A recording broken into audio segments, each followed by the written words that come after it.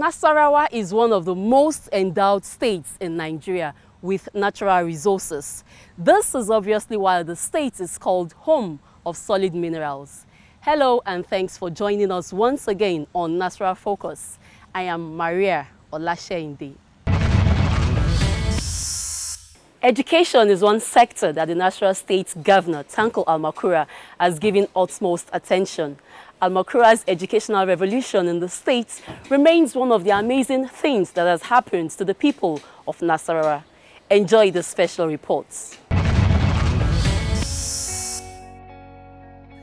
The priority placed on education by the Tanko Almakura-led administration is second to none. On his assumption of office in 2011, Nasarawa State primary education was in a mess as virtually all the structures across the state were dilapidated. School pupils had to learn in draconian environment where seats and modern learning facilities were unavailable. Governor Tanko Almakura sees this as an eyesore to the reputation of the state and decided to enter into a partnership with the Universal Basic Education. This partnership prompted the state government to contribute the sum of 4.3 billion naira as its counterpart fund to secure another 4.3 billion naira from UBEC. The counterpart fund was properly utilized by the state government to construct over 18-story building classroom blocks across the state. The status of our primary schools before His Excellency came on board in 2011 were such that one would disbelieve if they tell him that students or pupils are receiving lessons there. The kind of dilapidation and how the schools were. In fact, even animals hardly lives in those classrooms. But when he came on board as a teacher and somebody who has passion for education, especially the basic education, I think one of the first things he attended to was to ensure that these primary schools, the conditions of our primary schools are improved. Therefore, without hesitation, he sought for money despite the financial predicament the state was facing as at then, because the state hardly paid salaries without borrowing from the banks. Salaries. But when he came, he has to look for means of matching the available funds provided by UBEC to access it and then begin the construction of classrooms and their renovations across the state. In 20, there is this matching grant of 2010 to 2012, 2010 and 2011, which he accessed as at then. It was the money he used to provide the first set of story buildings that you can see across the state. I think the story buildings were about 18 in number. If you go to each of our local government, you see these story buildings constructed, completed. In fact, the one at the center or the headquarters of the state was commissioned by the then president himself. His Excellency Dr. Goodluck Ebele Jonathan, who was represented by the then vice president. He's the one that commissioned this first set of story buildings that we have in this state. There are a number of 4 classroom blocks with offices and 3 classroom blocks with offices and also 2 classroom blocks with offices that were constructed as at that time. All these projects were completed commissioned and they are being put to use as I'm talking to you now. The state government did not stop at its first step of educational revolution, but went ahead to secure more counterpart funds from UBEC in order to consolidate in its policy. This earned the government another 8.6 billion naira to construct 300 classroom blocks across the state. The students, most of them in most schools, carry on their classes under trees, and some of the classes were not properly furnished. So on the strength of that, His Excellency decided, and through the partnership with the UBEC, built not less than 300 classrooms in the first instance. When the marching grounds for 2012, 2013, 2014, 2015, and 2016 heated our account, he also looked for money, the counterpart fund, which is about 4.3, to match the 4.3 that was available in our account as at then. That's totaling 8.6 billion. So that is the money that I came on board at the time the processes for the award of contracts for continuation of construction of these story buildings and other blocks of classroom were about concluded. So I concluded the process, we awarded the contracts, and as I'm talking to you now, our schools are very, very modern. The state government did not just invest the secured fund in the construction of classroom blocks alone. Other facilities were also put in place.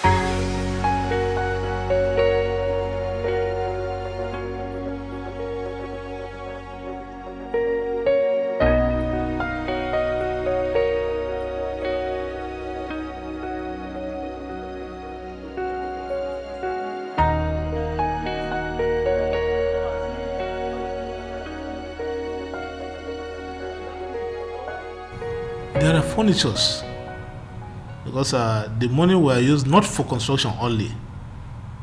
Looking at the situation the pupils are in and our students at the junior secondary schools, because the construction were not restricted to only the primary school, because basic education comprises the junior secondary schools too, 9-year basic education. So the junior primary schools also have to look into a substantial amount of about 1.3 billion was used to purchase furniture for distributions across our basic primary schools, that both primary and the junior secondary school in the state. Maybe you need to confirm this for yourself. We'll take you to where these furnitures are, that any moment from now the governor will commission their distribution. These are very, very highly qualitative furnitures that we want our students and the pupils to use to make their environment very, very conducive for learning. Apart from furnitures, there are textbooks. Because when you provide a conducive environment, then you have to provide also the instructional materials that will complement whatever that we are doing to provide a very quality education. These textbooks, even though were not purchased by the state, because the system provides that UBEC award contracts to publishers, but the state recommends the kind of textbooks they are going to use. Paying a visit to some of the already existing story-building schools was indeed a sight to behold, as the structures and facilities were second to none. The facilities and the utilities today we are having in the school, we don't have it before. We have the ICT, we have boreholes, we have a befitting BIF toilets, we have them within the school. But initially, we don't have them. And most of the Taal model primary school across the state, they have such a facility. We are enjoying the school because formerly, our schools, we were not having the facilities we are having now. Initially, we only have classes and the staff room and maybe chairs around us. For pupils of the school, it is gladdening to be taught about the computer at the elementary stage of their educational pursuit. What Control B stands for? Control B, yes.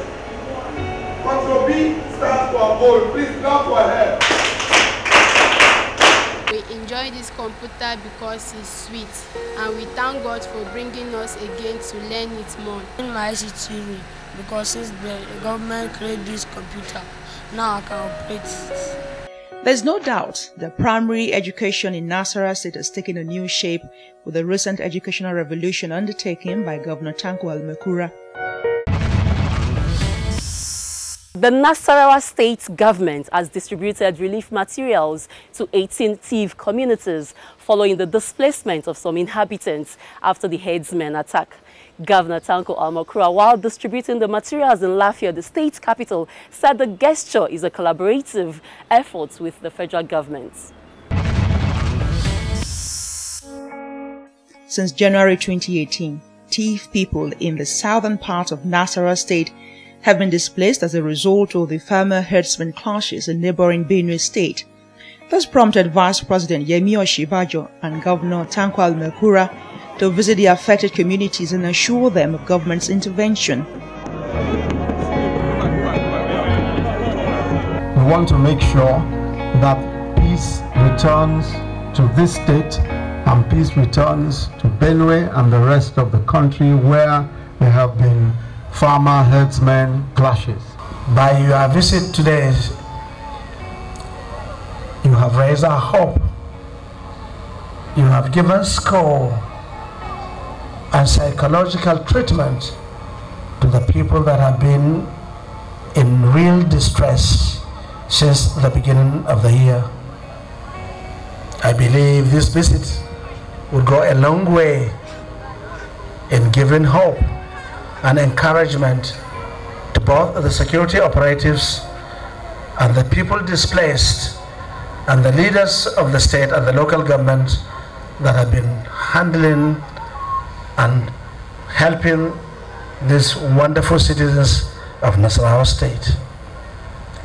The people you see gathered here, Your Excellency, sir, are the people that have been affected by the issues that have come up from Benue since January this year, and that has to do with the anti-grazing law of Benue State. Without taking too much of your time, Your Excellency, I think it is very necessary to reflect on certain historical antecedents so that one will be able to see the narratives of how these problems have come about, how we have been coping with them, and what's the way forward. So, as a town within the northern part of this country, the issue of farmer herdsmen crisis had been with us since day immemorial. And we have decided to live with it in a manner in which our forebearers, our predecessors, our leaders have handled them. It was at that point in time an in-house arrangement. There is no part of this country in the northern region that does not have this crisis of farmers' herdsmen. And this crisis usually happens at the peak of the dry season, when the greener patches are disappearing and the need for migration to greener pastures become necessary. In such situation where there are crises, our traditional rulers, our community leaders settle this crisis the best way they could. Only recently, this crisis have blown into something that has become so serious, where people start to resort to using firearms and all kinds of weapons. In Nasarawa State, we have evolved what we call this community-based conflict resolution strategy. By this I mean every community, every local government, every district has an in-house committee which comprises the traditional ruler, the head of the police in that unit, the head of the SS, the head of the farmers, the head of the herdsmen, and some youth leaders, who will constitute an ad hoc committee that settles scores and frictions between farmers and herdsmen. This had worked with us very effectively, to the extent that in spite of the plurality or number of cases that we used to have, some cases are even settled in their domain without even the government knowing, except when it becomes something more serious that sometimes we get to know.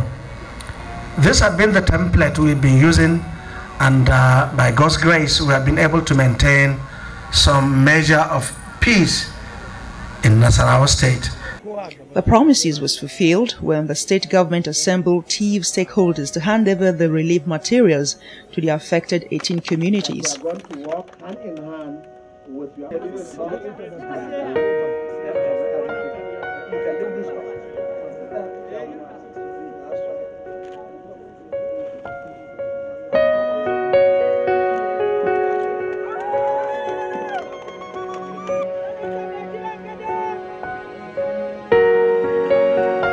It has taken a little time for us to distribute these materials because the people were displaced, and we do not want to make these distributions when people are just hanging around within townships, and at the end of the day those that have decided to go back to the villages would go with empty stomach.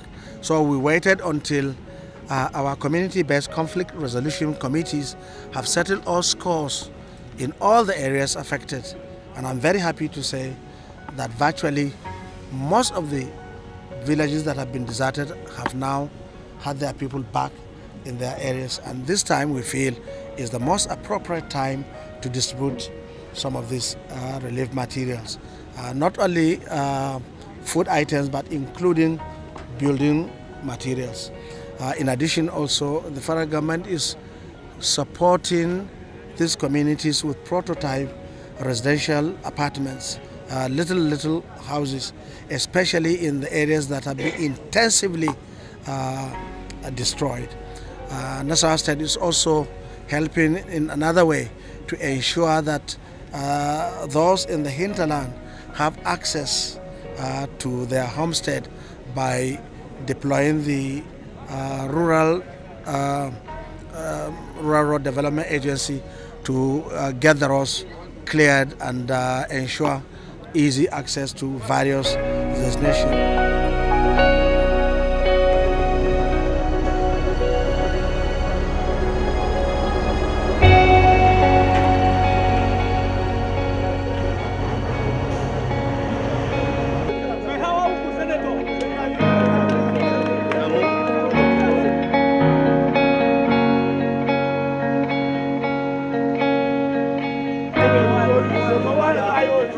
Why we ask them to come is to get 5,544 of them from each village, and each vehicle here belongs to a village.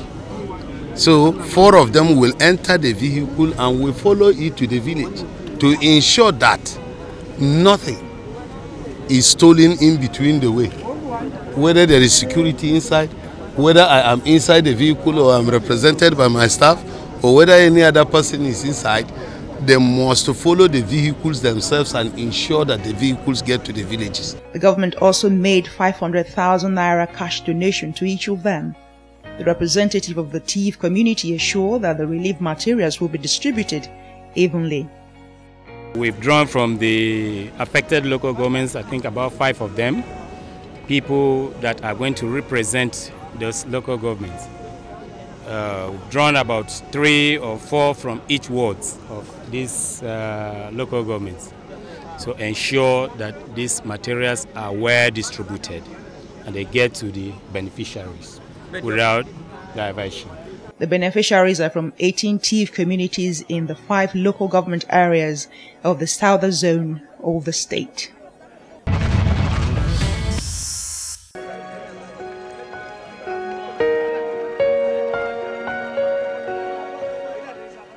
The Nasarawa state government has set a target of planting 20,000 trees in 2018 in order to enhance environmental sustainability. Governor Tanko Almakura, who disclosed this while launching the initiative in Lafia, the capital of the state, said that 200 seedlings would be given to interested youth to plant across the state.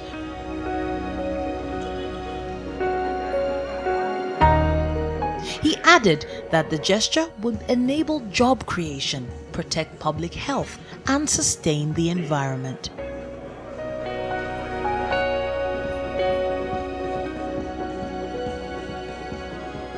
It is an ingenious and pragmatic approach. 20 trees will be given to youths. This will create jobs.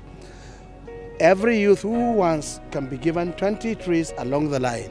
And for each tree, we will ensure that we pay a minimum of 300 naira per tree per month. So we are giving not more than 20. So a youth that has no any job, or if he has any job, he can still maintain these trees. 20 will translate to about 6,000 per month. What we'll do, the supervisor will come. The 20 that anybody is handling, once we come, is 300 naira per tree. If you allow anyone to die off or to be uprooted, then you are losing that amount of money. I believe these trees are owned by the state and even owned by the people who make a living out of it. This is a new approach towards job creation, employment, and environmental sustainability. That's a wrap on Nasarawa Focus this week. Join us again next time for more updates. I am Maria Olasheinde. Thanks for watching. Goodbye from Lafia.